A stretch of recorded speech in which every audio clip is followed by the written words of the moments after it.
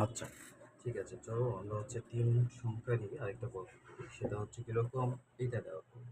এটা তোমাদের বইয়ের না, এটা তোমাদের বইয়ের না, এই ৩ সংখ্যা। আমি সবগুলো মাইনাস দিয়ে করলাম আরকি। কেমন? তো p minus 3q minus r এর ঘন। তাহলে এর ঘন হচ্ছে, দেখো আমাদের প্রথম কাজ হচ্ছে এটাকে প্লাস বানায় দিতে হবে।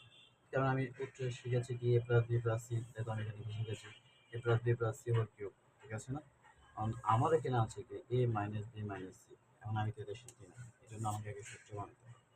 তাহলে a plus b plus c, ঠিক আছে, মাইনাস দিয়ে ভিতরে নিয়ে আসি।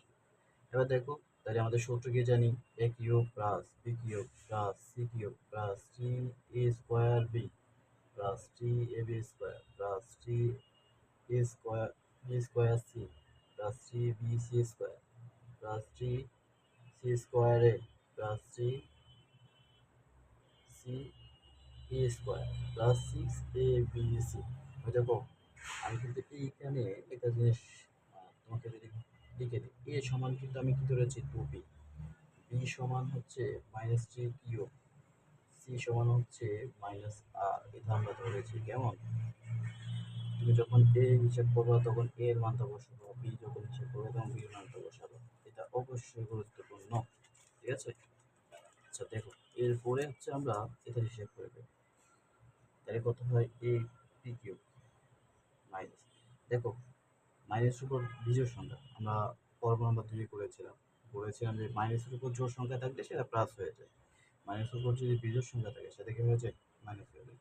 তাহলে মাইনাস, তাহলে মাইনাস আর প্লাস এখন করলে কি হবে, মাইনাস 3 × 7, এখানে হচ্ছে কি কিউ কিউব, ঠিক আছে?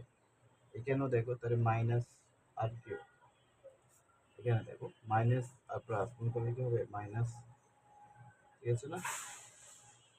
এবার হিসাব করো, যদি কোনো 4, 3 × 4 = 12, 3 × 12 = 36, এখানে হয় পি স্কোয়ার, এখানে হয় কিউব, ঠিক আছে? এবার এখানে দেখো এটা আর এটা স্কোয়ার হয়, তার চলে যায়, প্লাস হয়ে যায়, প্লাসে প্লাসে প্লাস।